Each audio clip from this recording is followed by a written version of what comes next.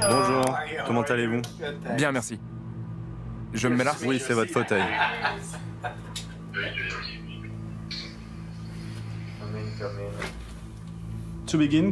Pour commencer, pouvez-vous s'il vous plaît dire votre nom, votre poste et en quoi il consiste? Ok. Je m'appelle John Demers, D-E-M-E-R-S, et je suis le procureur chargé de la sécurité nationale pour le département de la justice des États-Unis. Vous savez, la Chine représente 80% des cas d'espionnage économique que nous avons traités au département de la justice depuis la mise en place de la législation dans les années 90. Mais pourquoi n'y a-t-il toujours pas de preuves irréfutables?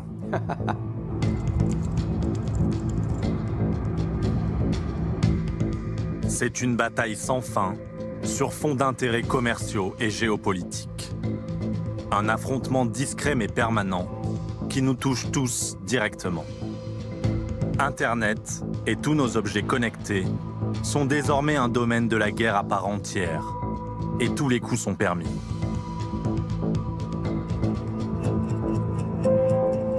La terre, la mer, le ciel, l'espace, le cyber, c'est un domaine, c'est un endroit, c'est un lieu. Dans ce théâtre d'opérations, de l'espionnage à la 5G, un nouvel acteur est en passe de s'imposer. La Chine. Son objectif, devenir la première puissance mondiale en 2049, 100e anniversaire de la République populaire. Pour décupler ses capacités économiques, technologiques et militaires, la Chine est passée maître dans l'art de l'espionnage moderne. On considère souvent que la Chine a des services de renseignement de second rang. Ce n'est tout simplement pas le cas. Je pense que nous les avons continuellement sous-estimés à notre propre détriment. Via le cyberespace, la Chine dérobe les secrets des entreprises les plus stratégiques. Ce groupe a ciblé au moins 9 entreprises. La plupart sont cotées en bourse. Devant l'éveil chinois, l'Amérique se réveille. Depuis la fin de la guerre froide, les États-Unis ne se sont pas privés d'espionner le monde entier, y compris leurs alliés. Mais ils ne sont plus seuls. L'enjeu pour l'hyperpuissance est vital. Ne pas perdre son rang de numéro 1 mondial. I raised once again our very serious concerns about growing cyber threats to American companies and American citizens. I indicated that it has to stop.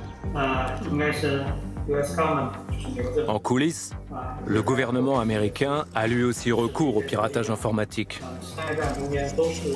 Dans une guerre commerciale, qui peut se prétendre complètement innocent?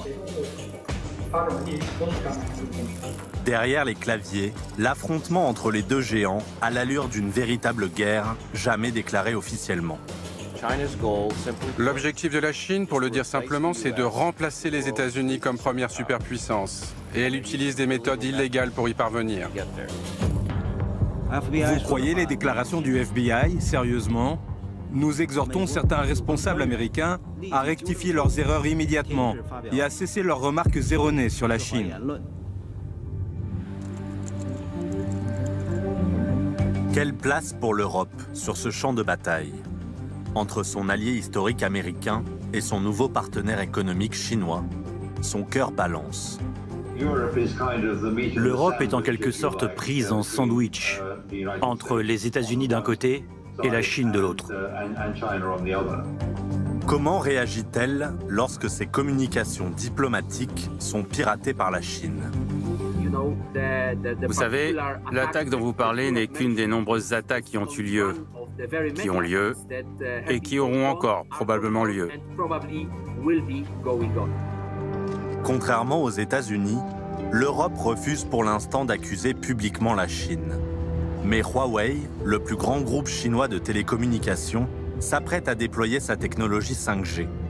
Les citoyens et leurs données sont directement concernés. Nous sommes ici au campus Oxhorn à Dongguan. C'est un nouveau complexe de recherche et développement ouvert par Huawei il y a un an.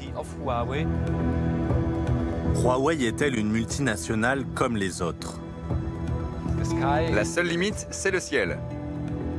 Ou est-elle l'un des bras armés numériques du pouvoir chinois? Est-ce que vous êtes en mesure d'apporter des preuves solides pour rassurer les citoyens européens qu'ils ne seront pas fichés via la technologie chinoise de la 5G? Quelles sont les véritables capacités d'espionnage numérique de la Chine? Sont-elles exagérées par les États-Unis? Ou cette nouvelle cyberpuissance tente-t-elle de rebattre les cartes de l'ordre mondial? C'est une superpuissance cyber qui est là pour durer. C'est un acteur mondial. Que cela vous plaise ou non, il va falloir compter avec la Chine.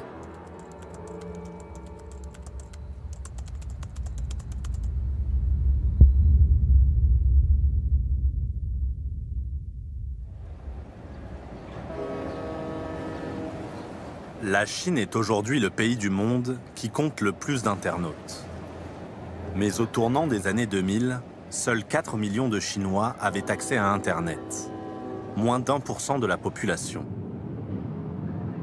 À cette époque, la Chine s'apprête pourtant à entrer avec fracas dans le cyberespace et ses conflits. Deux événements internationaux qui opposent le pays aux États-Unis vont provoquer les premières cyberattaques chinoises. Le premier en 1999. Dans la nuit du 7 au 8 mai, lors d'une opération de l'OTAN en Yougoslavie, des missiles américains détruisent l'ambassade de Chine à Belgrade. La Chine exige que l'OTAN en assume l'entière responsabilité.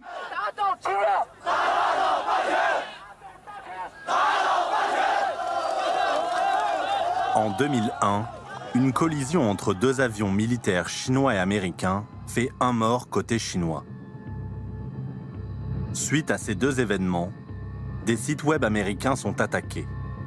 Le Monde entend parler des pirates informatiques chinois pour la première fois.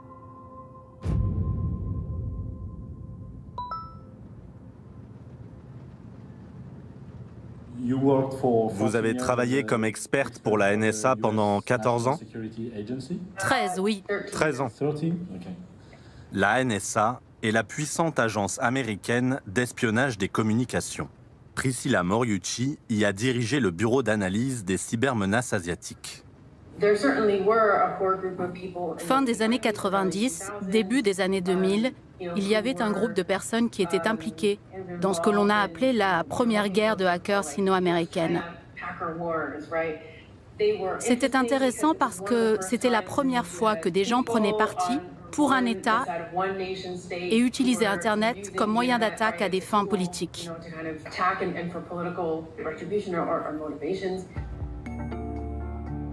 Les attaques sont signées par deux groupes, la China Eagle Union et la Honker Union of China. Pour retrouver les sites de ces deux organisations, il faut faire un bond en arrière de 20 ans.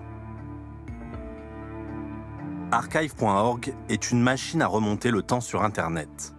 En quelques secondes, nous voilà en 2001 sur la page d'accueil de la China Eagle Union.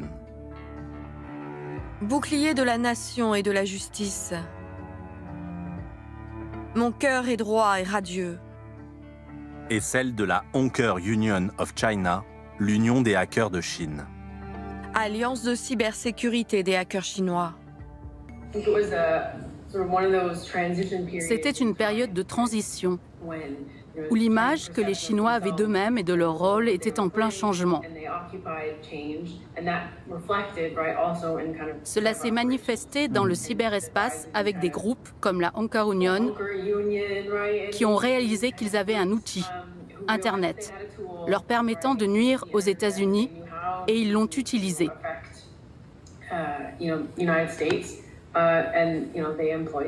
Ces hackers des origines, ces pères fondateurs, sont très connus en Chine, sont quelque part très respectés. Candice Trandai est l'une des rares expertes à avoir étudié cette première génération de pirates chinois. Et en plus, il y a un côté star system en Chine, dans la culture du hack, qui est vraiment très spécifique. Le côté vraiment renommé. Beaucoup d'internautes les admirent pour leur technicité, pour leur audace. Avec un sinophone dont nous protégeons l'identité, nous partons à la recherche de ces premiers pirates chinois.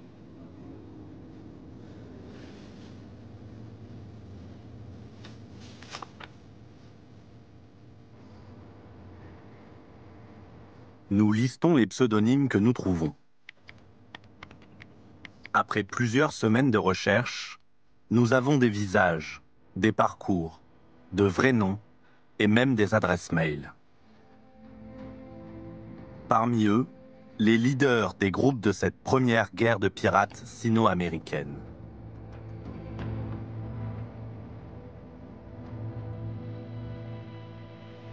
Eagle, fondateur de la China Eagle Union, décrit comme le parrain de cette génération.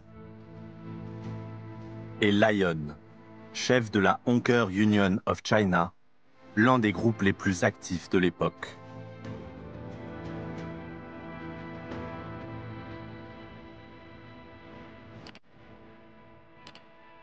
Nous envoyons des mails à tous ces pirates via une messagerie sécurisée.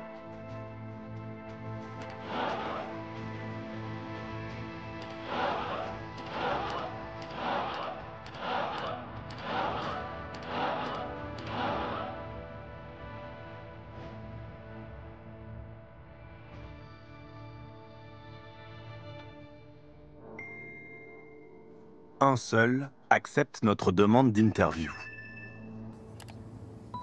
Le parrain en personne, Eagle. Seule condition, ne pas montrer son visage. Pourquoi portez-vous un masque et des lunettes? J'ai bien réfléchi avant de faire cette interview. Je ne veux pas être reconnu. Mais vous pouvez m'appeler Eagle. Je suis né au début de la mise en place de la politique de l'enfant unique. J'avais beaucoup de temps pour moi. Dès que j'ai commencé à utiliser un ordinateur, j'ai été attiré par cet univers. Dans la culture chinoise, on a une expression. Accomplir une grande tâche avec peu d'efforts par des manœuvres astucieuses. C'est un peu ça, le hacking.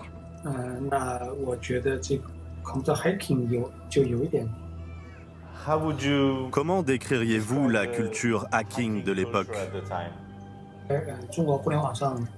À la fin des années 90, les forums Internet étaient un des moyens de communication les plus populaires.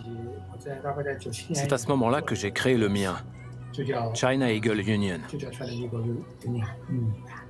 À sa fondation, on parlait de sujets techniques, de sujets d'ordre social. On commençait à découvrir le monde extérieur. J'ai donc décidé d'orienter mon forum vers ce type de discussion politique. En 2001, il y a eu une collision entre deux avions militaires américains et chinois. Cet événement nous a beaucoup affectés. Après cet incident, des groupes de hackers américains ont piraté des sites web chinois. Avec deux autres amateurs en cybersécurité, nous avons mené une campagne de représailles. On a voulu répliquer en piratant à notre tour des sites internet américains. Eagle lance un appel sur son site à tous les pirates informatiques chinois. Plan d'action contre l'hégémonie et pour l'union de la Chine. But, lancer un avertissement à toutes les forces anti-chinoises qui tentent de diviser le pays. Méthode, tous les moyens informatiques disponibles. Avec son groupe, la China Eagle Union, il vise un symbole de la puissance américaine, la Navy. Voici l'un des sites de la marine américaine en 2001. Eagle et sa bande remplacent son contenu par leur slogan patriotique. Les hackers patriotes de Chine vont mettre fin à toutes les formes d'impérialisme. Tous les Chinois doivent être unis et lutter pour l'honneur de notre patrie. Sur un autre site, Fuck les USA. On a fait passer notre message. L'offensive est ralliée par la Honker Union of China. Ils rendent hommage aux pilotes chinois morts lors de la collision avec l'avion américain. Nous sommes prêts à tout sacrifier pour notre mère patrie, même nos vies. Longue vie à la République populaire de Chine. Cette montée du nationalisme chez les jeunes pirates chinois Zuola accepte de nous en parler. Exilé à Taïwan, il a fait partie de la toute première génération d'internautes chinois.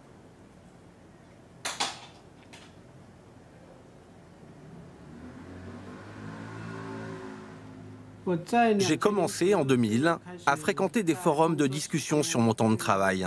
On allait sur ces forums mettre des posts, répondre à d'autres.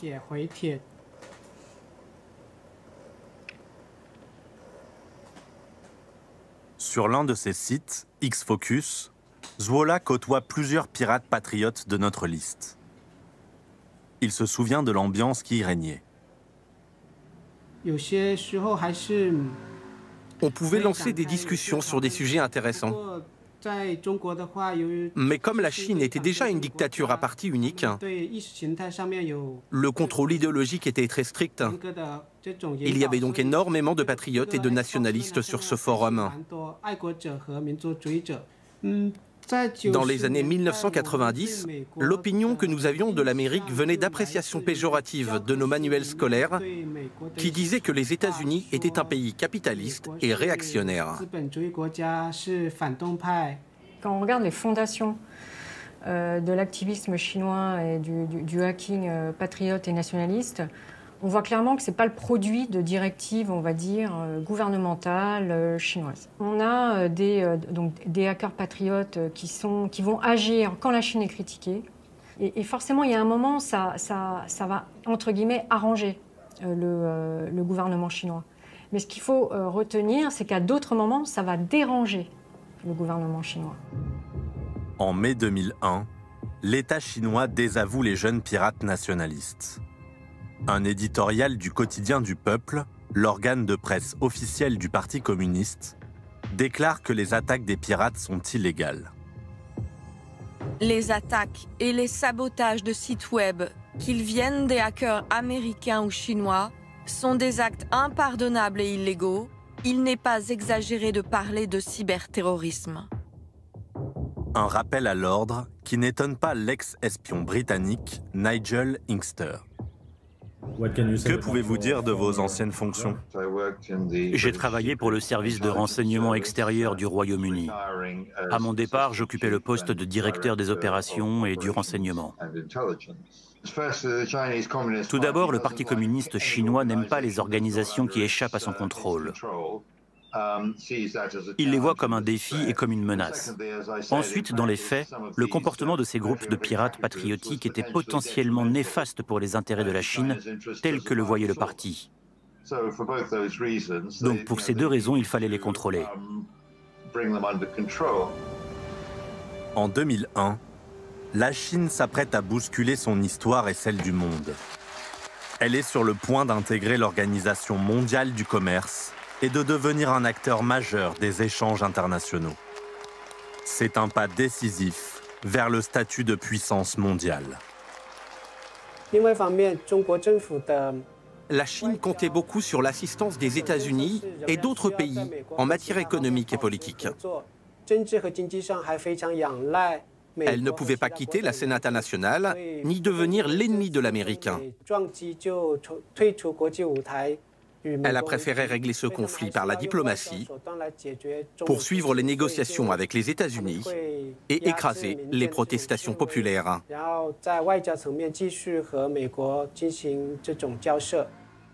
Eagle, Lion et les autres sont sacrifiés au profit de la nouvelle respectabilité économique du pays. En 2002, nous avons déclaré que nous ne ferions plus de piratage. Nous avions exprimé notre colère. Nous devions désormais travailler au service du pays. Et puis, le forum devenait problématique. Enfin, sa gestion. Parce que quand vous gérez un forum, vous êtes responsable de tout ce qui est posté. Si des rumeurs sont publiées, vous en êtes responsable. Et ça, c'est très stressant à gérer. Eagle dissout son organisation, ses membres se dispersent. Après, chacun a suivi son chemin. Certains ont rejoint des entreprises de cybersécurité et d'autres les rangs de la cyberpolice.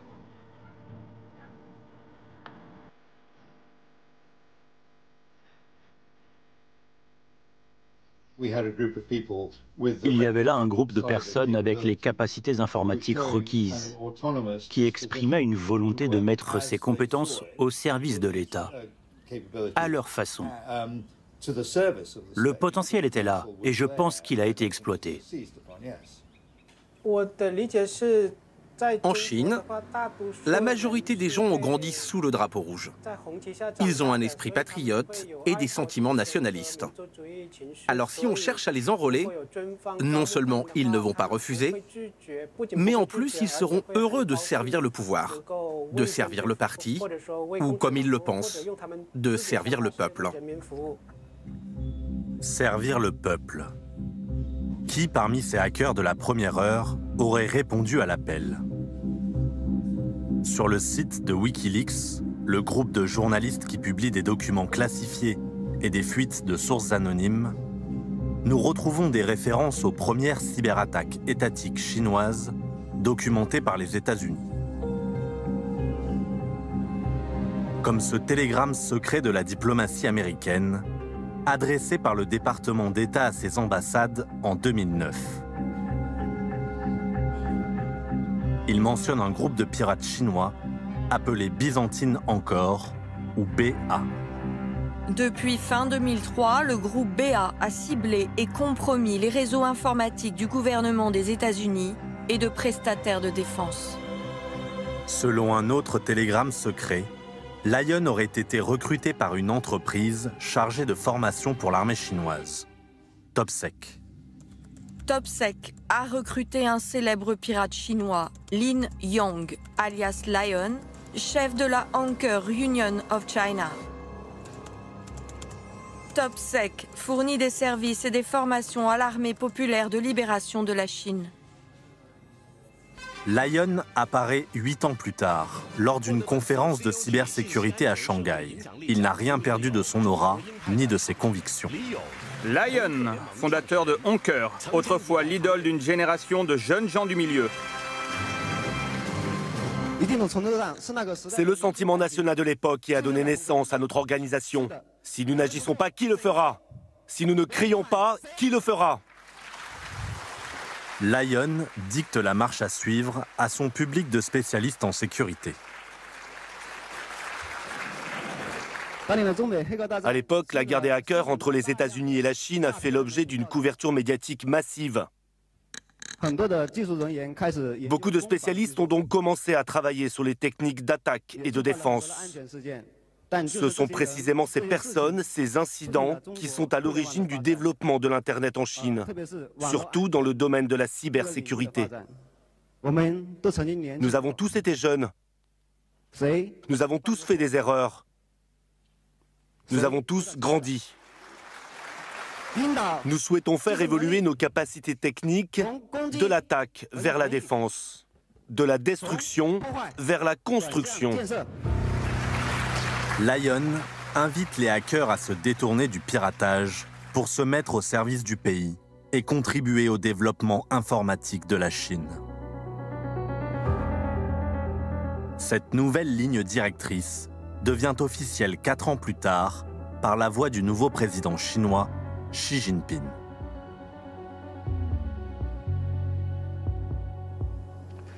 “十三五”时期，发展积极向上的网络文化，拓展网络经济的空间，促进网络、互联网和经济社会发展融合发展。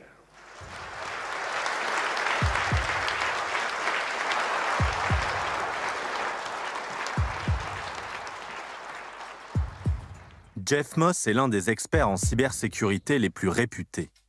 Cet Américain est le fondateur des plus grandes conférences mondiales de sécurité numérique, DEF CON et Black Hat.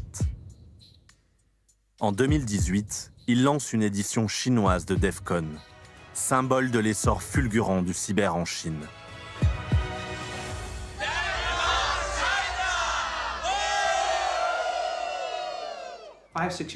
Il y a 5 ou 6 ans, le président est intervenu à la télévision pour dire que la cybersécurité était essentielle au futur de la Chine. Le futur sera connecté. Le futur, c'est Internet. Pour réussir, il faut être capable de le protéger.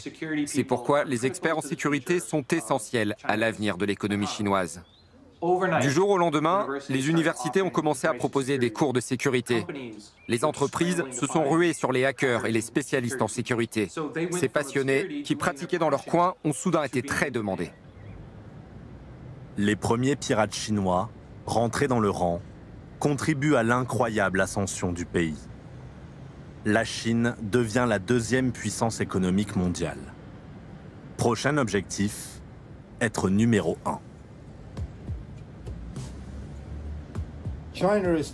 La Chine est désormais engagée dans un grand projet national pour devenir leader mondial dans les technologies de pointe. Technologie de l'information et de la communication, intelligence artificielle, informatique quantique, chiffrement quantique, biotechnologie, technologie spatiale, etc. Et elle veut y parvenir très rapidement. La Chine déploie alors sa force cyber pour surpasser les États-Unis. Sa stratégie, voler les secrets industriels des plus grandes entreprises. C'est du moins ce qu'affirment les responsables américains.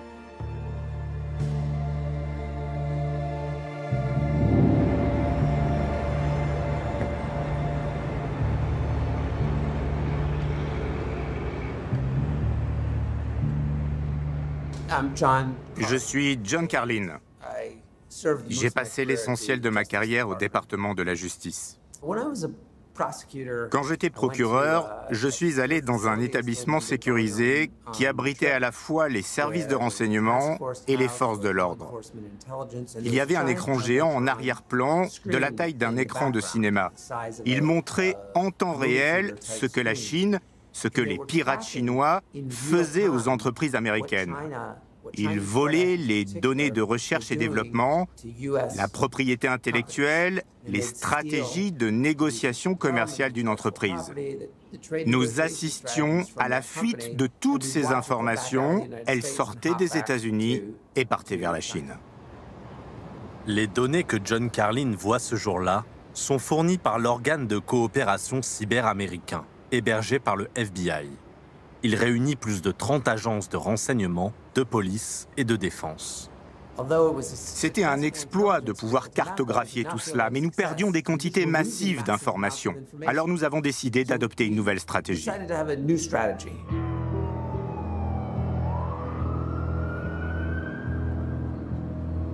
Cette nouvelle stratégie américaine est offensive et publique. Elle est annoncée en grande pompe lors d'une conférence de presse du département de la justice. Aujourd'hui, nous annonçons l'inculpation de 5 officiers de l'armée populaire de libération de la Chine pour une série d'intrusions informatiques contre 6 entreprises américaines. Il s'agit des toutes premières accusations portées contre des acteurs étatiques pour avoir infiltré des cibles commerciales américaines par des moyens informatiques. Parmi ces 6 entreprises piratées se trouvent plusieurs mastodontes de l'industrie américaine.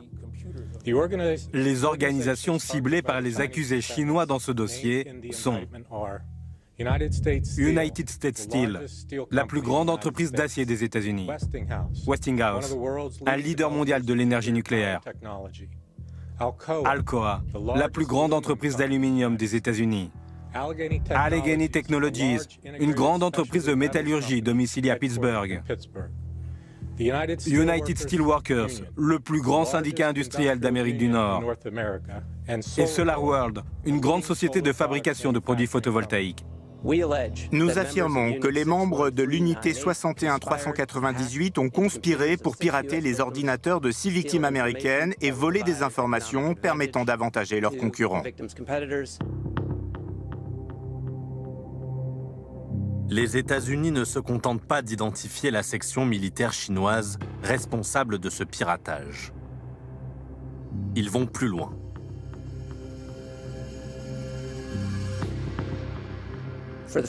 Pour la première fois, nous révélons les visages et les noms de ceux qui, derrière les claviers à Shanghai, ont volé des entreprises américaines. À l'initiative du FBI, des avis de recherche réservés habituellement aux pires ennemis de l'Amérique sont édités avec les noms et les visages des pirates chinois.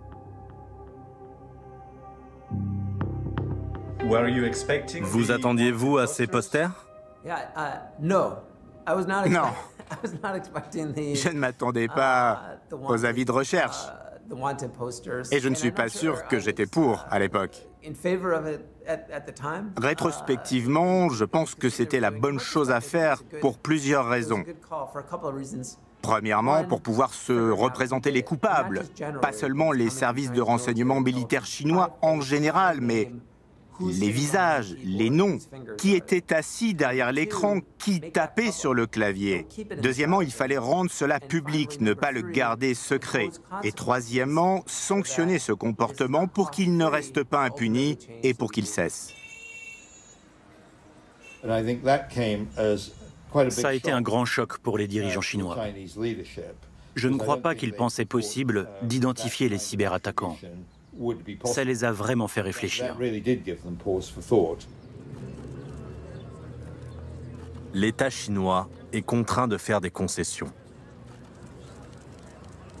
En 2015, la Chine et les États-Unis s'engagent à ne plus utiliser leurs armes numériques pour dérober des secrets commerciaux.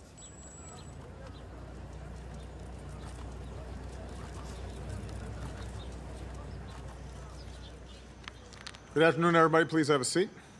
中国坚决反对和打击包括网络、商业窃密在内的各种形式的黑客攻击活动。美方在这方面呢，如果有关切，我们都可以通过既有的渠道来表达。We've agreed that neither the U.S. or the Chinese government will conduct or knowingly support cyber-enabled theft of intellectual property, including trade secrets or other confidential business information for commercial advantage. I raised once again our very serious concerns about growing cyber threats to American companies and American citizens. I indicated that it has to stop. The United States government does not engage in cyber economic espionage for commercial gain. Les États-Unis, à l'initiative de cette rencontre, sont eux-mêmes empêtrés dans des scandales d'espionnage. Depuis 2 ans, les révélations du lanceur d'alerte Edward Snowden sur la surveillance américaine massive des citoyens, des entreprises et des politiques embarrassent l'administration Obama. Du point de vue européen, c'est assez difficile de faire la différence entre les piratages chinois ciblant les grandes entreprises et les piratages des services de renseignements américains. À la NSA, il est illégal d'utiliser les ressources gouvernementales pour des raisons économiques, même si c'est pour soutenir la plus grande entreprise américaine. C'est illégal. Cette restriction n'existe pas forcément au sein des services de renseignement de certains pays européens, par exemple, et elle n'existe certainement pas au sein des services de renseignement chinois.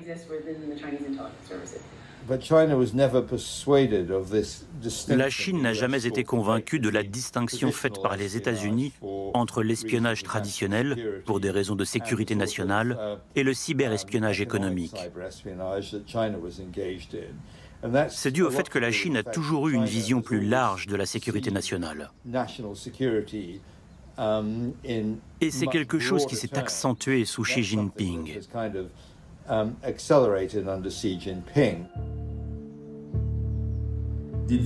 Après cet accord, les attaques ont-elles cessé? Non. En fin de compte, c'était une excellente discussion sur le moment, mais nous n'avions aucun moyen de faire respecter cet accord.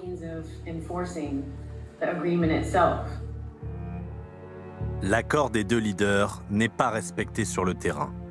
Les attaques continuent et les accusations américaines de piratage s'enchaînent, toujours en grande pompe. Nous annonçons aujourd'hui des chefs d'accusation contre 2 pirates informatiques chinois, Zhu Hua et Zhang Shilong, pour leur implication dans un vol massif de propriété intellectuelle et d'informations commerciales confidentielles.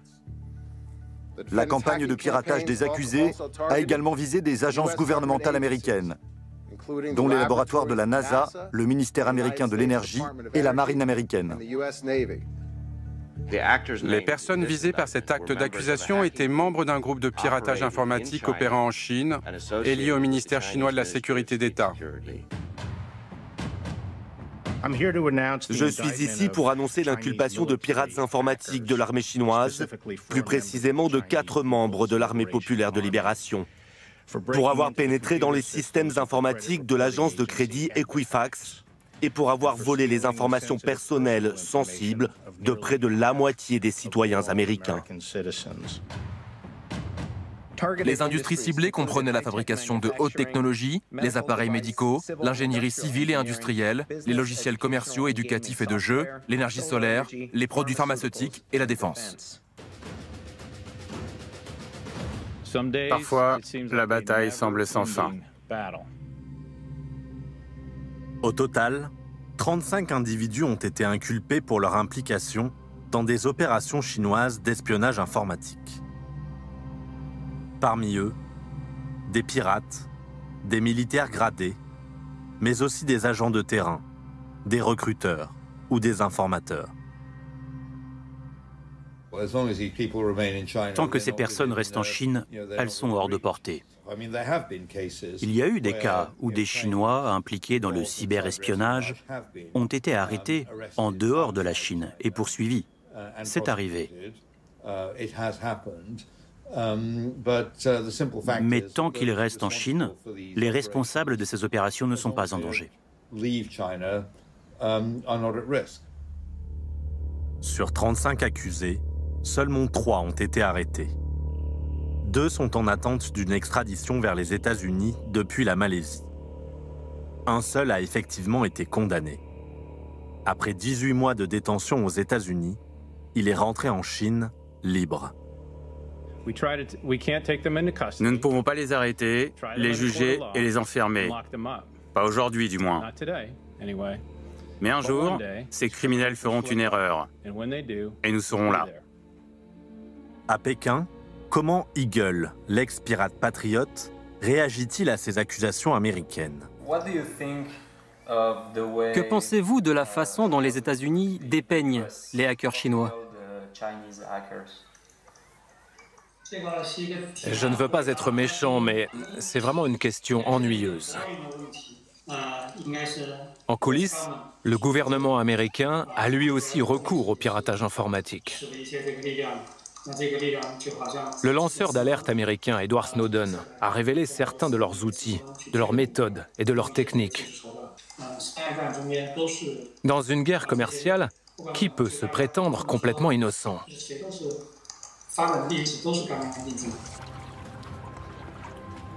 Après les États-Unis, l'Europe est-elle la nouvelle cible?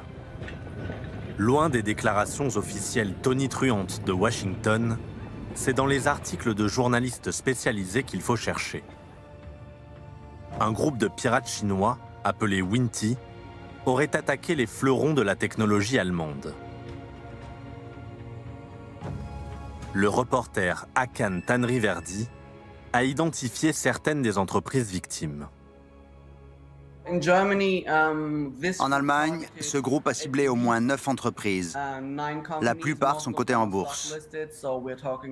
On parle de grands noms comme Siemens, BASF ou Bayer, qui est une entreprise de chimie, Lanxess, une autre entreprise de chimie.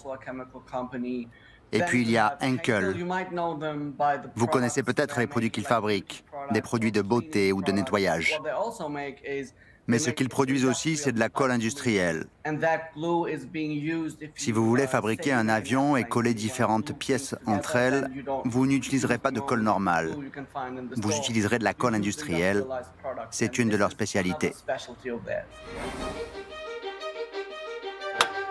3 grams of adhesive. 1 hour.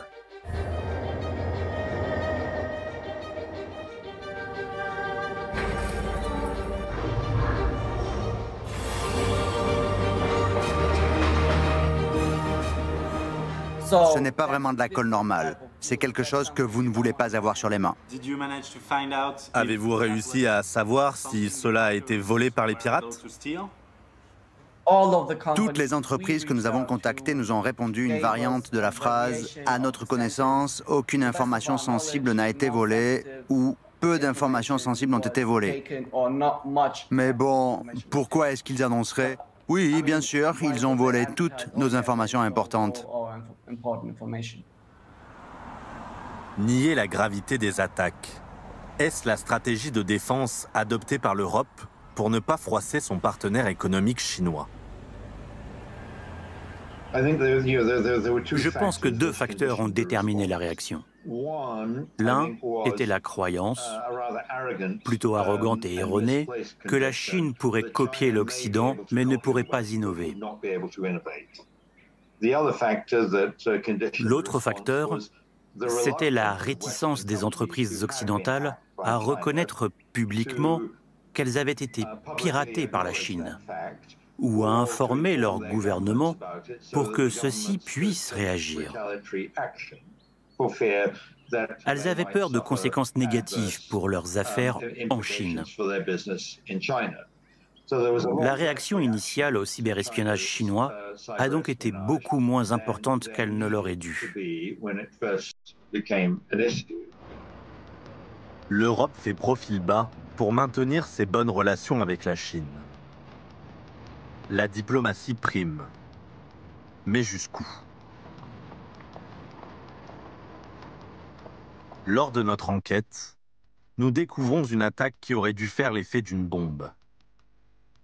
Entre 2015 et 2018, des milliers de documents diplomatiques ont été volés.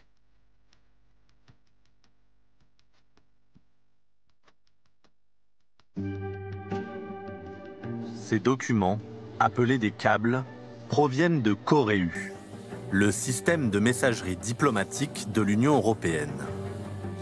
Cet outil informatique connecte les États membres de l'Union aux institutions européennes. Il est destiné à faciliter la coopération en matière de politique étrangère et de gestion de crise.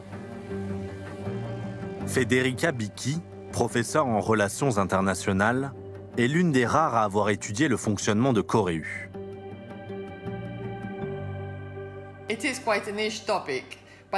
C'est un sujet de spécialiste, mais en fait c'est assez important. On pense souvent que les diplomates se rendent à Bruxelles pour discuter en face à face, mais la réalité est bien sûr différente. La grande majorité des échanges se font en fait par email ou par voie électronique. Et le système Coreu a été lancé très tôt pour remplir cette fonction de manière sécurisée. En mettant la main sur cette grande quantité de documents classifiés, les pirates peuvent suivre au jour le jour l'élaboration de la politique étrangère européenne. Dans l'un des câbles volés, un responsable de mission européen met en garde contre les velléités chinoises en Afrique. L'Union européenne bénéficierait d'une réévaluation de sa stratégie concernant son engagement avec la Chine et l'Afrique, en considérant la Chine comme un partenaire, mais aussi comme un concurrent, voire comme une menace. Dans un autre câble, un diplomate fait part de ses réserves quant à l'attitude de la Chine au cours du sommet UE-Chine tenu à Pékin en 2018. La Chine souhaitait que le sommet soit couronné de succès et n'a pas soulevé les questions qui avaient entaché les deux sommets précédents.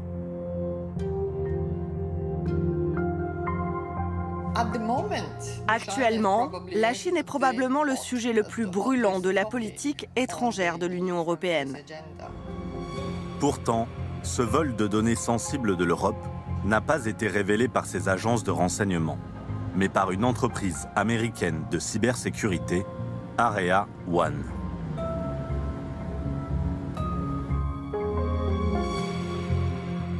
Son court rapport sur l'attaque explique que les pirates n'ont pas ciblé le système Coreu lui-même. Ils se sont introduits dans l'un des points du réseau, le ministère des Affaires étrangères de Chypre.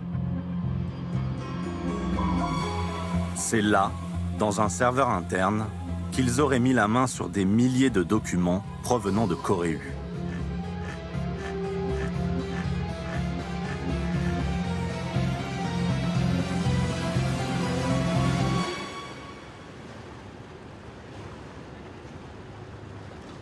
Nous rencontrons Oren Falkowitz, le président d'Area One. Il est de passage à Berlin, en Allemagne. Avant de travailler dans le privé, il était membre d'une unité de pirates d'élite de la NSA, l'agence de renseignement cyber des États-Unis.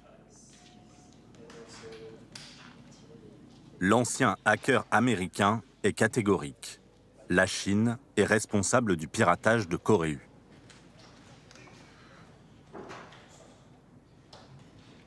Quel est votre degré de certitude sur la responsabilité de la Chine dans cette attaque? 100%. 100%. Nous employons des experts renommés, ce sont eux qui signent le rapport. Personne n'a réfuté nos affirmations, vous savez. Elles sont factuelles et je pense qu'il n'est pas nécessaire de gâcher des pages et des pages de papier pour quelque chose qui peut être dit en une phrase.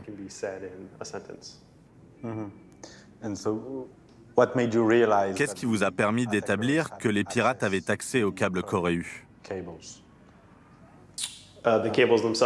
Les câbles eux-mêmes. Nous avons vu les attaquants voler les câbles et nous avons vu les câbles eux-mêmes. Donc c'était assez évident. Comment les avez-vous vus? Tradition de l'espionnage oblige, ce spécialiste en sécurité garde ses méthodes secrètes. Comment les pirates ont-ils eu accès au câble Corée? Pouvez-vous nous expliquer l'attaque? Comme dans toute cyberattaque, ça commence par du phishing, de l'hameçonnage. C'est une tentative de pousser un utilisateur, un humain comme vous et moi, à faire quelque chose involontairement. Cela peut être un email contenant un lien, vous devez réinitialiser votre mot de passe de messagerie Google ou Microsoft. En réalité, c'est un faux site web et vous venez de donner à l'attaquant votre nom d'utilisateur et votre mot de passe. 95% des attaques cyber commencent par du phishing. À quel point cette attaque était-elle sophistiquée? Je pense qu'elle n'était pas sophistiquée, donc non sophistiquée. Il y a les cyberattaques comme on les lit dans les journaux, les cyberattaques comme on les voit dans les films, et puis il y a la réalité, ce qu'il se passe vraiment. L'essentiel de l'activité de ce groupe de pirates chinois n'est globalement pas sophistiqué, elle est ordinaire. Mais cela montre ce qu'il est possible d'accomplir en étant ordinaire. À ce stade, seul Oren Falkowitz et sa société Area One attribue ce piratage de la diplomatie européenne à la Chine. Après plusieurs mois d'enquête, personne ne nous confirme ni ne nous dément cette attaque et son origine chinoise. Faut-il croire Area One, dont les fondateurs sont d'anciens agents américains? Un contact, dont nous protégeons l'identité, nous envoie une information qui fait basculer notre enquête. Un mot de passe utilisé par les attaquants. Explication. Les documents diplomatiques européens sont stockés dans les systèmes informatiques du ministère des Affaires étrangères chypriote. Les pirates ont réussi à s'y introduire. Mais pour éviter d'être repérés, ils n'ont pas récupéré directement les câbles diplomatiques. Ils les ont regroupés dans un fichier protégé par leur propre mot de passe. LoveZK 1980.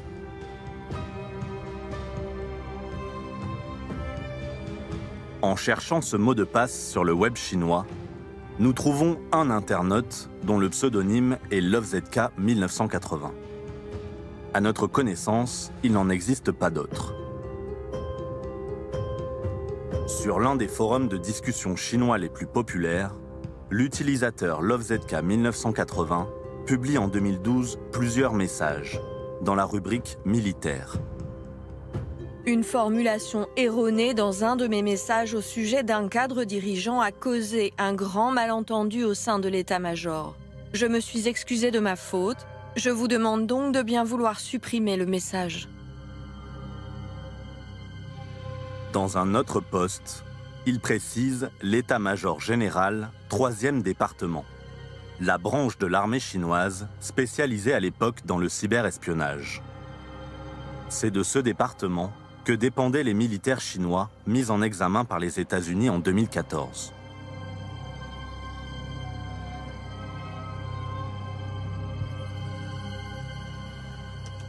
Dans un registre commercial, nous trouvons l'OFZK 1980 à nouveau, sous une forme différente. Une adresse mail pour contacter une entreprise d'un groupe informatique.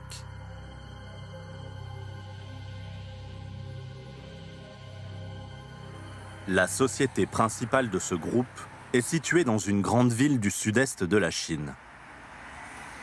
Nous nous rendons sur place. L'entreprise est bien à l'adresse indiquée. Son nom est sur la plaque d'entrée de l'immeuble.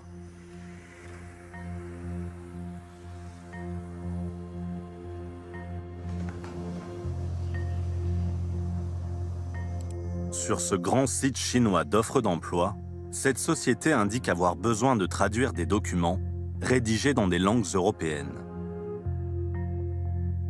Description du poste. Recherche et analyse de divers documents liés à des rapports. Compétences requises, bonne maîtrise de l'actualité. Bonne maîtrise de l'actualité. Une des compétences nécessaires pour décrypter les documents de Corée. Même si rien ne permet d'affirmer que l'entreprise recrute pour traduire les câbles volés, elle a besoin de personnes de confiance. Dans une autre annonce, elle précise donner la priorité aux membres du Parti communiste. Équipé d'une caméra discrète, un journaliste sinophone de notre équipe se fait passer pour un candidat.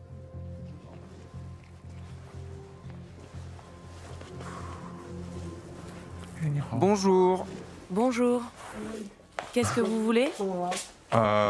J'ai vu une annonce sur Jipin. Vous cherchez des traducteurs? Mais on cherche des Chinois. Ah, ok, j'ai compris. On cherche des gens qui habitent ici, des Chinois. Ok. Vous êtes de quel pays? De France. Ah, pour le français, on a déjà quelqu'un. En ce moment, on ne cherche personne. Désolé, désolé. Ok, ok. Notre objectif ce jour-là, confirmer l'existence de cette société et de son besoin de traducteurs.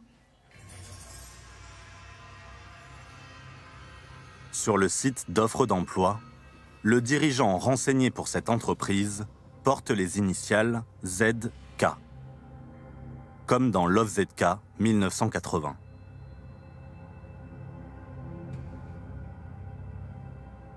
Il affirme avoir de nombreuses années d'expérience professionnelle dans les ministères chinois. Quelques jours plus tard, nous tentons de le joindre par téléphone.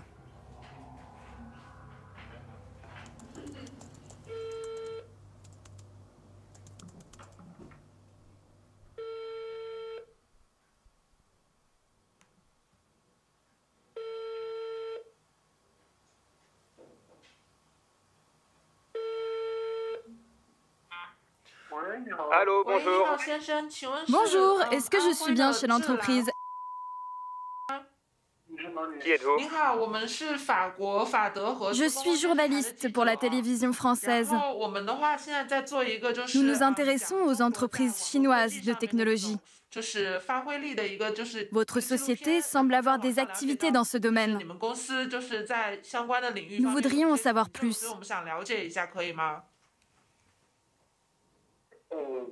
Je ne suis pas intéressé. Nous souhaiterions interviewer votre PDG. Pouvez-vous lui transmettre notre message? Ce n'est pas possible, merci.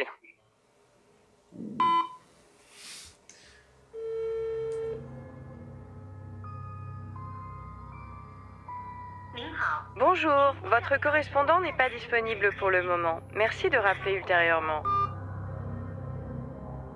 Nous réessayons par mail. L'entreprise ne donnera jamais suite à nos demandes répétées d'interview. Récapitulons. Des documents confidentiels diplomatiques européens ont été volés en masse. Une société américaine affirme qu'il s'agit d'une cyberattaque chinoise. Le mot de passe des pirates, LoveZK 1980, sans établir de preuves définitives, pointe vers le patron d'une entreprise informatique chinoise qui recherche des traducteurs en langues européennes. Que sait l'Union européenne de cette attaque? Première difficulté, trouver le bon interlocuteur dans la jungle bureaucratique bruxelloise.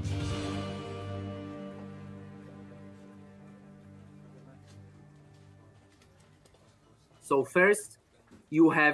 avez d'abord le service européen d'action extérieure, le service diplomatique de l'Union européenne.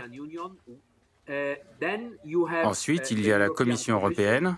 Il y a aussi les agences. Et il y a avant tout l'ENISA, l'agence européenne chargée de la sécurité des réseaux et de l'information. Mais il y a aussi le Centre européen de lutte contre la cybercriminalité d'Europol. Et certes, EU, le centre d'alerte et de réponse aux incidents informatiques.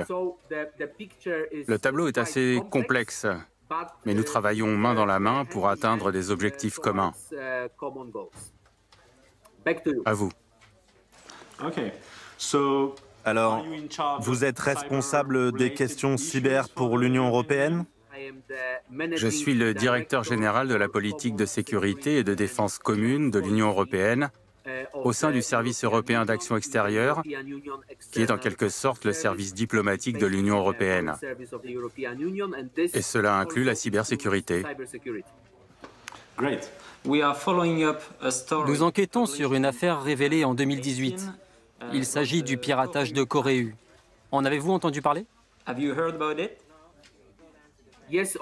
Oui, bien sûr, j'en ai entendu parler. Vous savez, cette attaque n'est qu'une des très rares attaques, des très nombreuses attaques qui ont eu lieu, et qui auront encore probablement lieu.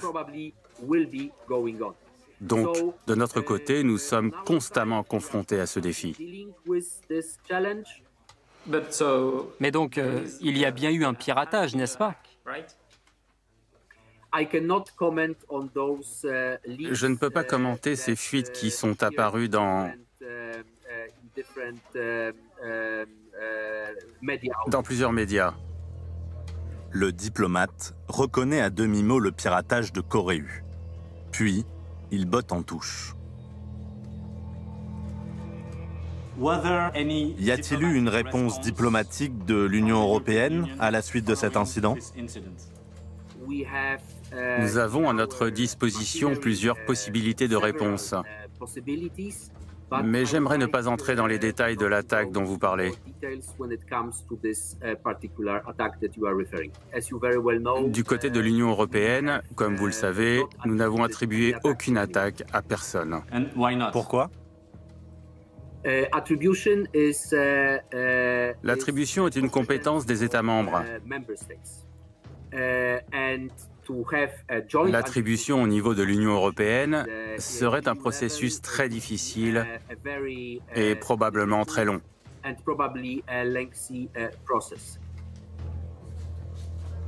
Pour accuser un pays tiers de cyberattaque, un accord des 27 États membres de l'Union européenne est nécessaire. Nous pensons avoir identifié les auteurs de ce piratage. Nous avons suivi une piste qui nous a menés jusqu'à une adresse en Chine. L'Union européenne a-t-elle réussi à identifier les opérateurs de ce piratage?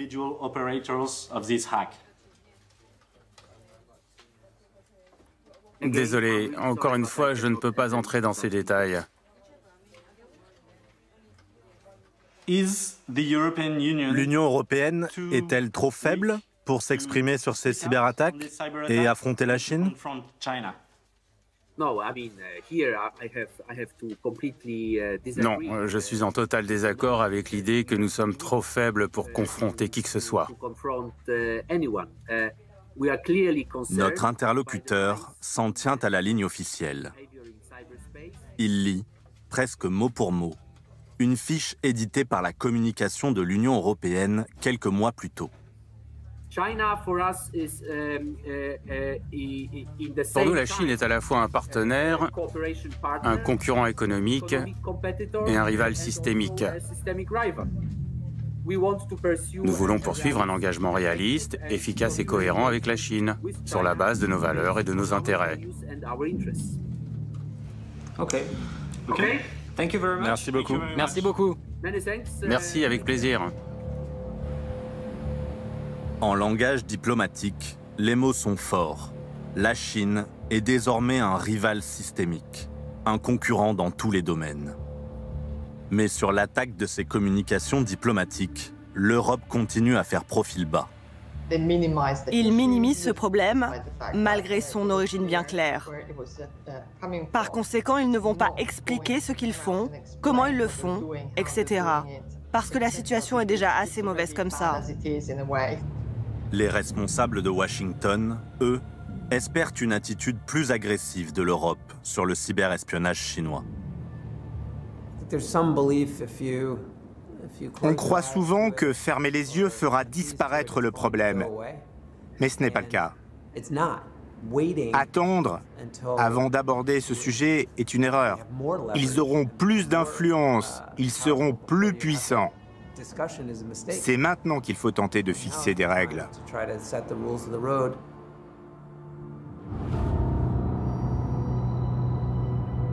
La Chine est aujourd'hui un géant technologique et nos données personnelles représentent un trésor inestimable. Dans certains domaines comme la 5G, la dernière génération de réseaux mobiles, elle surpasse les États-Unis. Dans cette compétition, pas de pirates, mais des téléphones portables chinois vendus par millions et des antennes disséminées à travers le monde. La 5G est une technologie passerelle. Elle permet le développement de l'intelligence artificielle, des systèmes autonomes, de la robotique.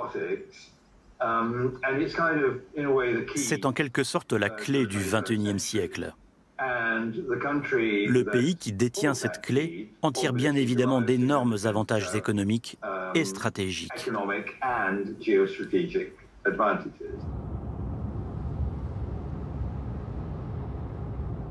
Pour la Chine, cette clé s'appelle Huawei, géant des télécommunications et champion mondial de la technologie 5G. L'entreprise chinoise revendique cette position de leader dans ses vidéos promotionnelles.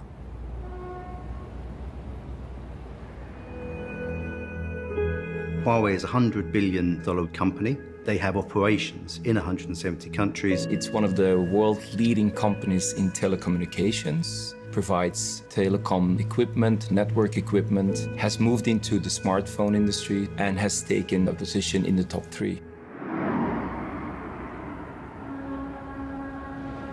Une position de leader qui inquiète les dirigeants américains, au premier rang desquels le procureur général adjoint à la sécurité nationale des États-Unis, John Demers.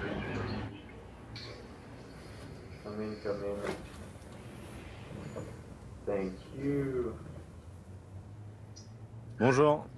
Bonjour, comment allez-vous? Bien, merci, et vous? Très bien, merci. Ce qui nous préoccupe, c'est que Huawei est trop dépendant du gouvernement chinois. La technologie 5G et le futur des télécommunications sont trop cruciaux pour notre avenir.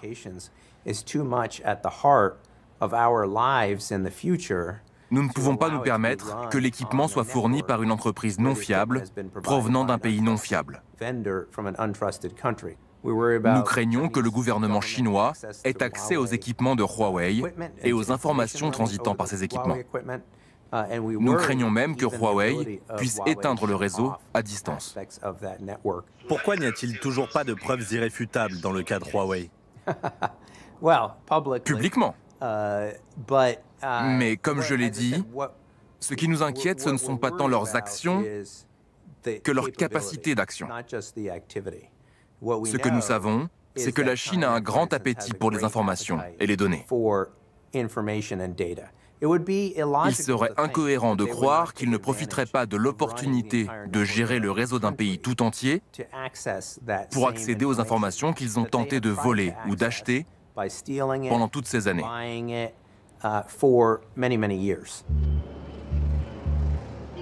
Les États-Unis ont banni l'entreprise de leur réseau, précipitant Huawei dans une tempête médiatique. À Berlin, Londres ou Paris, le doute s'installe. Faut-il se méfier de Huawei?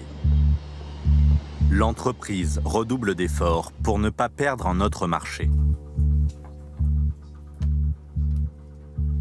Le marché européen, c'est le principal marché mondial, c'est le principal PIB au monde. Il y a, je ne sais plus, 500 ou 550 millions d'habitants. C'est évidemment un marché stratégique pour Huawei, plus globalement pour les entreprises chinoises. Elles ont besoin de pénétrer ce marché, d'autant plus qu'effectivement la perspective de développer des activités aux États-Unis se réduit comme peau de chagrin. L'Europe, jusqu'ici silencieuse sur le cyberespionnage chinois, va-t-elle devoir prendre position? Afin de rassurer les dirigeants européens, Huawei organise justement un événement public à Bruxelles. Pour le responsable de la communication, Jakub Era-Adamovitz, c'est l'occasion de répondre à toutes les inquiétudes. Mercredi 16 octobre de 18h à 20h au Parlement européen. C'est là qu'il faut être. Pourquoi? Car nous répondrons à toutes les interrogations et nous nous réjouissons à l'avance de toutes les questions qui pourront être posées. C'est un événement ouvert à tous. Tout le monde peut venir.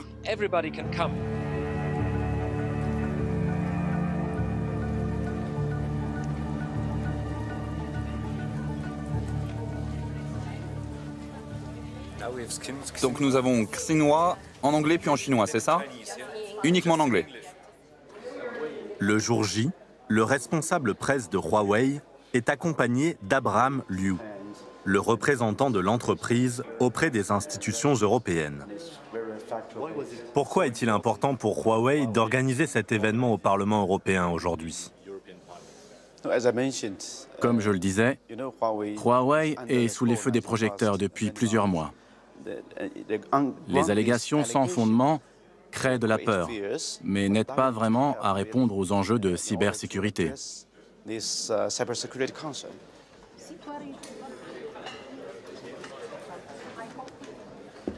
Dans la salle, des députés européens et des journalistes.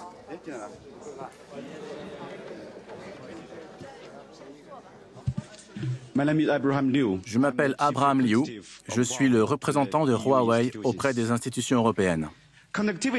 La connectivité est une question importante à laquelle l'Europe est confrontée.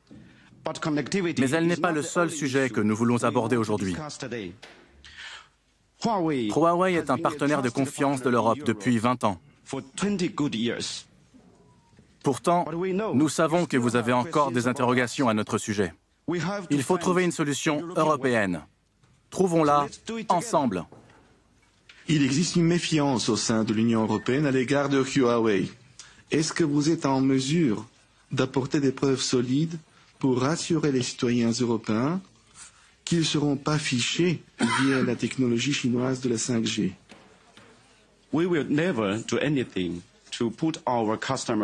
Nous ne ferons jamais rien qui puisse mettre en danger le réseau ou les données de nos clients.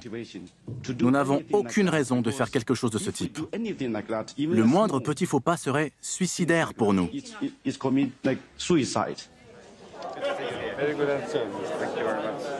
Le responsable de Huawei assure que les données des utilisateurs transitant sur ces réseaux sont en sécurité.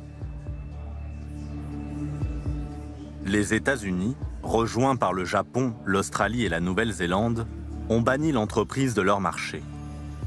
Cherche-t-il à se débarrasser d'un rival commercial gênant? L'Europe doit-elle faire confiance à Huawei?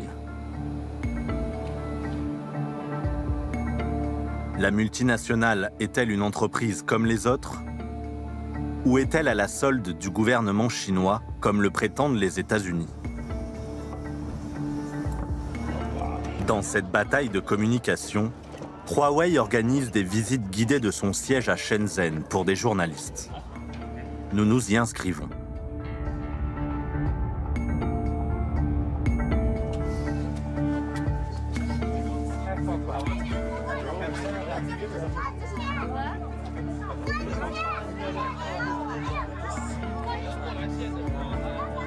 Deux confrères européens ont également été invités par Huawei.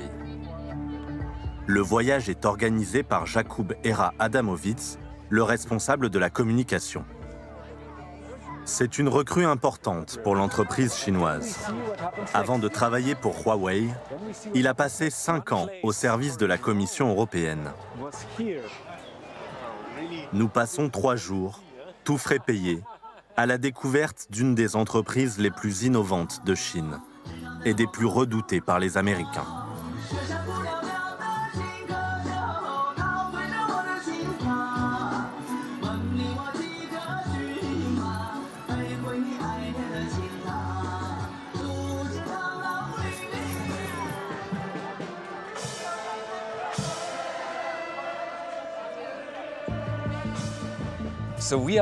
Nous sommes ici au campus Oxorn à Dongguan. C'est un nouveau complexe de recherche et développement ouvert par Huawei il y a 1 an. Sa particularité, c'est son architecture européenne, alors que nous sommes dans le sud de la Chine. Ce n'est pas une coïncidence. L'Europe est le 2e plus grand marché de Huawei. C'est un marché très stratégique, surtout en ce moment. Donc c'est une sorte de déclaration d'amour à l'Europe ? Absolument.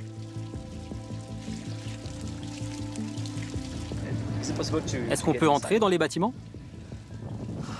On a déjà eu ce problème avec d'autres visiteurs.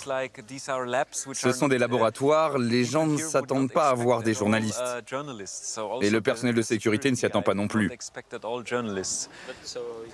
Donc c'est possible si on demande. La réponse officielle serait non, c'est une ligne rouge. Nous ne pouvons pas rentrer car ce sont des bâtiments consacrés à la recherche et au développement. Il y a une problématique de possible vol de propriété intellectuelle. Impossible d'entrer dans les bâtiments de recherche et développement. Mais Huawei nous ouvre les portes de sa salle d'exposition consacrée à la 5G, à quelques mois de son arrivée en Europe.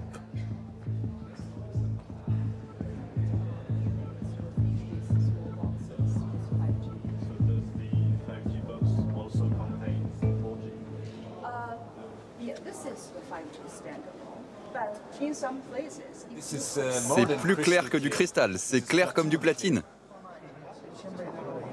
Sur cette carte, Huawei affiche clairement ses ambitions, conquérir l'Europe. Même si l'entreprise est bannie du marché américain, Jakub Era Adamovitz se veut optimiste. Il y a encore du potentiel. Australie, États-Unis, mais aussi en Afrique, bien sûr. Il y a plein de choses à développer, c'est sûr. La seule limite, c'est le ciel.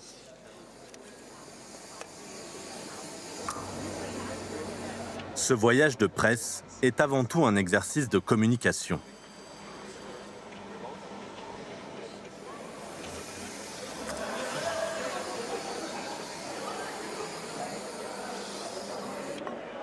Y participer est pour nous le seul moyen d'entrer au cœur de la multinationale chinoise avec notre question. Peut-on faire confiance à Huawei? Prochaine étape, le laboratoire de cybersécurité. À chaque fois que l'équipe de Bruxelles emmène des journalistes au laboratoire de cybersécurité, nos intervenants ne dorment pas de la nuit. La cybersécurité est une question centrale parce que c'est un des sujets et même le principal sujet sur lequel Huawei a un problème de confiance en Europe. Donc c'est votre moment. Ne me dites pas plus tard que vous n'avez pas eu l'occasion de poser des questions sur la cybersécurité. On y va maintenant.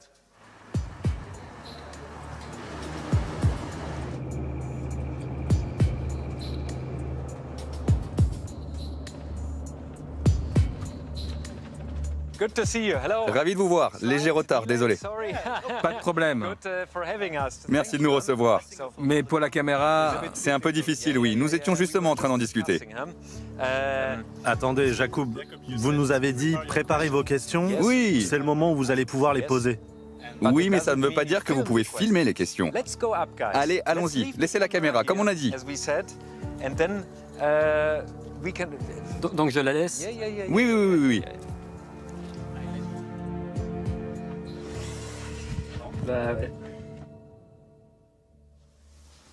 Donc vous voyez, ou enfin, là on peut enregistrer par exemple.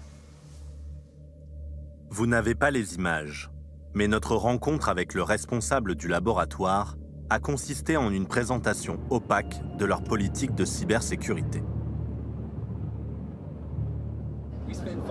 On vient de passer 45 minutes avec cette personne, et on n'a rien appris de nouveau. Vous savez, je dirais que ce n'est pas un voyage de presse où tout est 100% simple.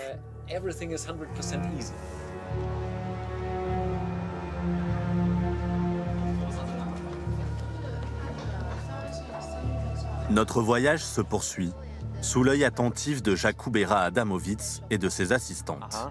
Ok, donc il y a un endroit où l'on peut filmer. Le monsieur va nous montrer lequel, ok? Tout le reste, ce n'est pas autorisé.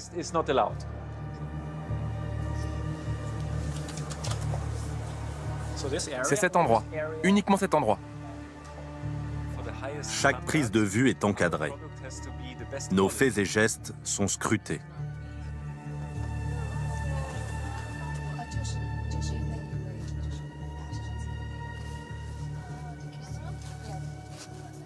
Ok, mais laquelle? C'est important.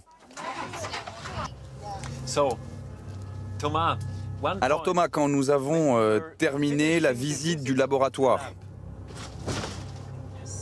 en sortant sur la gauche, il y avait une porte ouverte. Notre confrère italien s'amuse de l'absurdité de la situation. As-tu filmé tous les secrets à l'intérieur? Ce n'est pas une question de confiance, hein. C'est une question de crédibilité. Je n'ai pas filmé à l'intérieur. C'est important. Si vous avez filmé, veuillez le supprimer. Veuillez ne pas l'utiliser. Nos images, les voici. Une simple porte close.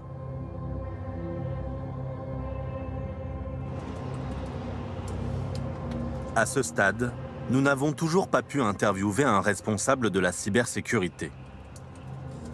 Nous faisons part de notre impatience. Si nous sommes ici, c'est parce qu'il y a un débat sur la cybersécurité et les allégations américaines. C'est pour cette raison que nous allons à la prochaine interview. That might be a good thing.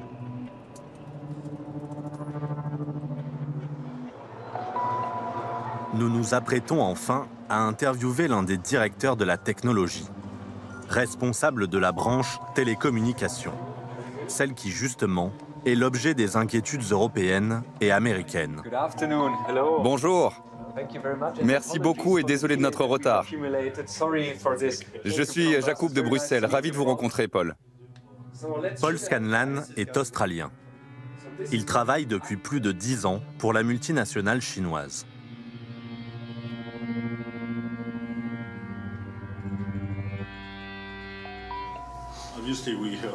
Nous entendons beaucoup parler de la sécurité des réseaux 5G et de Huawei, surtout par la voix des dirigeants américains. En tant que directeur technique, quelle réponse pouvez-vous nous apporter? Nous avons déjà lancé plusieurs initiatives, pas avec tout le monde, mais à travers le monde entier. Avant tout, depuis plus de 10 ans, nous collaborons avec le gouvernement britannique. Cette collaboration consiste en une analyse du code informatique de nos produits.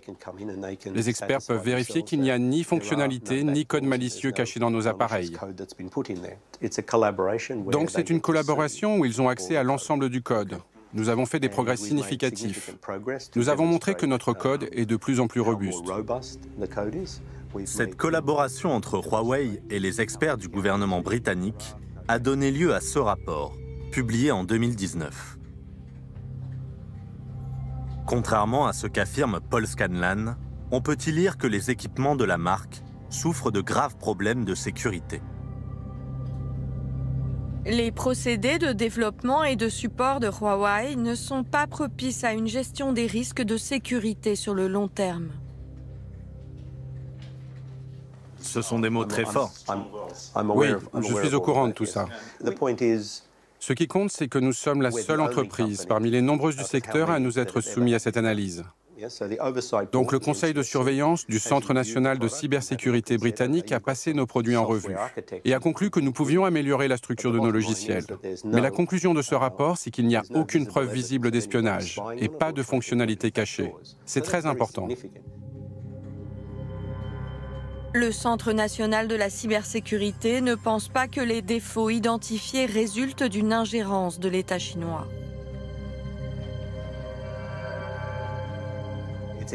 C'est une confirmation indépendante de ce que nous avons toujours affirmé, malgré tout ce que l'on entend dans la presse. Ce que nous lisons noir sur blanc dans ce rapport, c'est pas d'intervention étatique. Pour Paul Scanlan, la conclusion de ce rapport est la plus importante.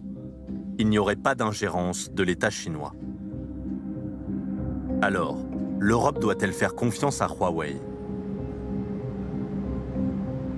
Pour Olav Line, professeur d'informatique à l'université d'Oslo, vérifier des équipements aussi complexes, faits de milliers de composants et de millions de lignes de code, est une mission impossible.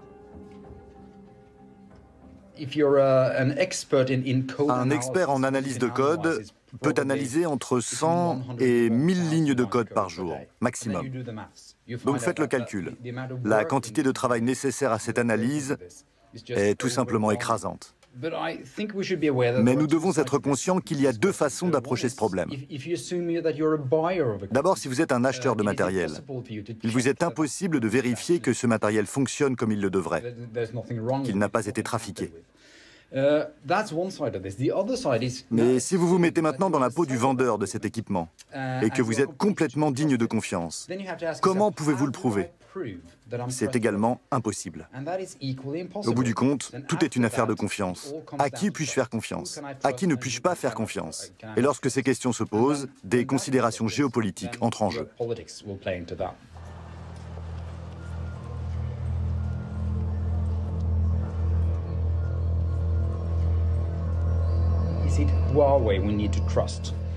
Est-ce à Huawei qu'il faut faire confiance? S'ils sont capables de résister aux pressions du Parti communiste chinois, on peut leur faire confiance.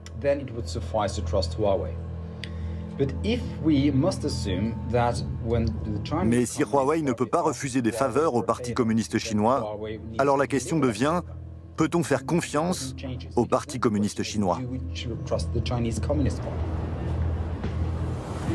La question cruciale n'est plus cyber, mais politique.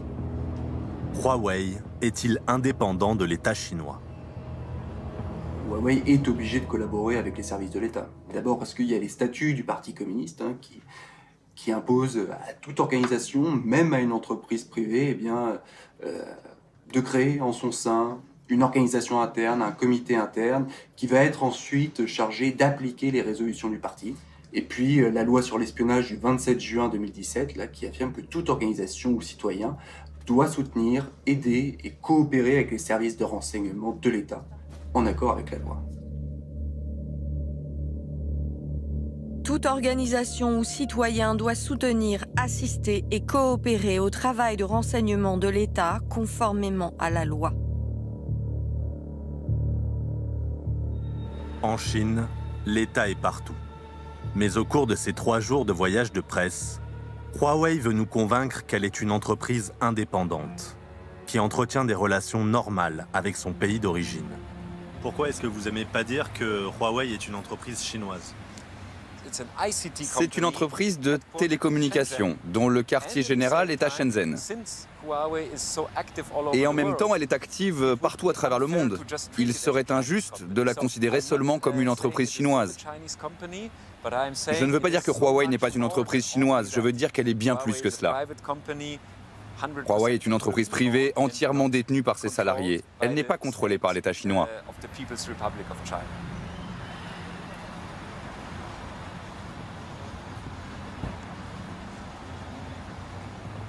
Notre voyage de presse est terminé, mais pas notre enquête. Nous avons organisé une rencontre discrète avec un homme dont l'histoire écorne sérieusement cette image de multinationale comme les autres que veut donner Huawei.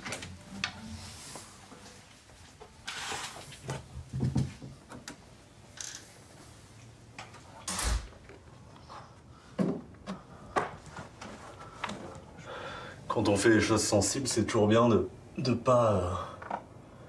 se méfier un petit peu de sa chambre d'hôtel. C'est vide. Tu te sens parano un peu? Un peu. On a beau checker, il y aura toujours des choses qu'on verra pas à l'œil nu. Hein, donc,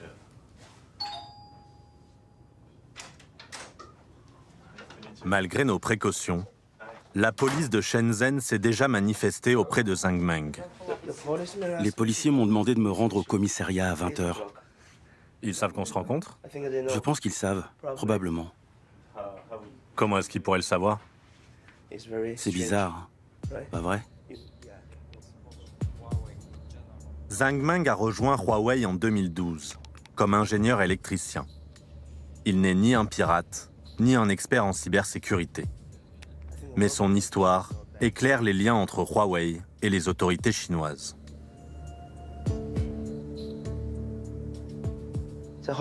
J'étais plutôt content quand je travaillais pour Huawei.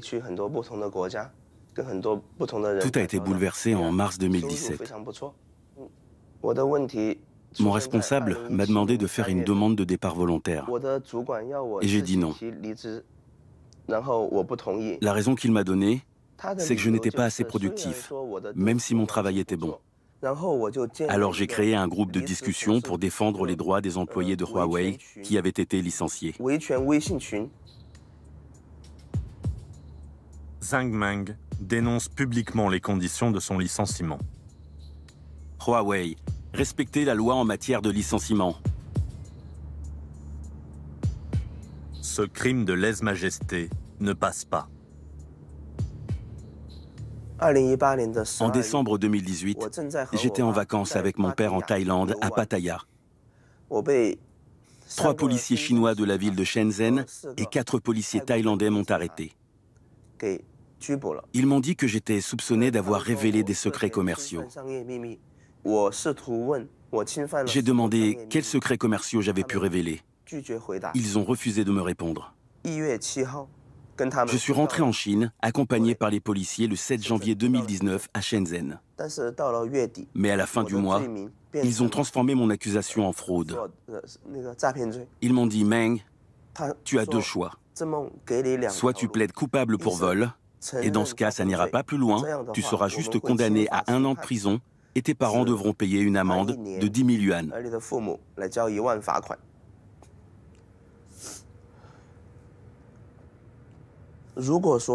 Soit tu refuses, et nous ajouterons de nouvelles charges à l'acte d'accusation, comme trouble à l'ordre public. Et ta peine sera alourdie. J'ai dit que c'était hors de question, que je n'avais rien à avouer, et j'ai demandé à voir mon avocat. En refusant de plaider coupable, Zhang Meng s'expose à une sanction plus sévère. Il passera 90 jours en détention.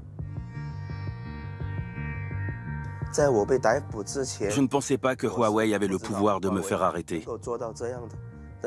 Mais après ma détention, j'ai compris qu'ils étaient capables de me faire arrêter jusqu'en Thaïlande.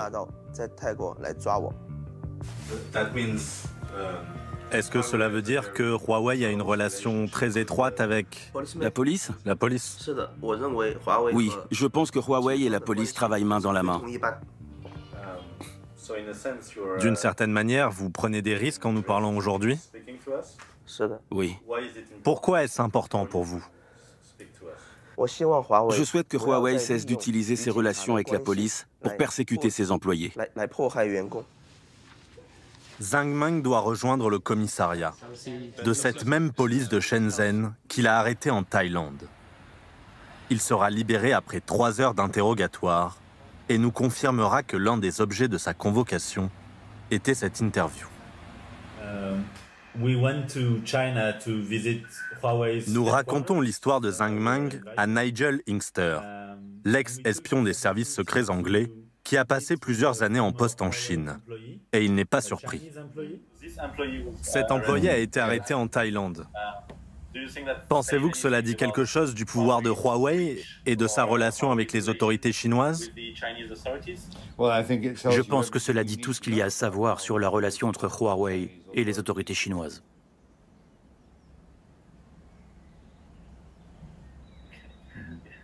Il n'y a vraiment rien à ajouter.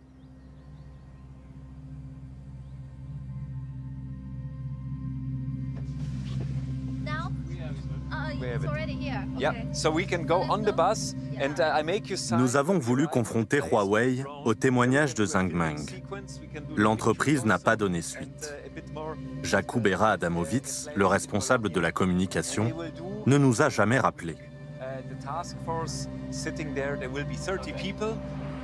Silence également du côté de son Excellence Lu Shai, ambassadeur de Chine en France.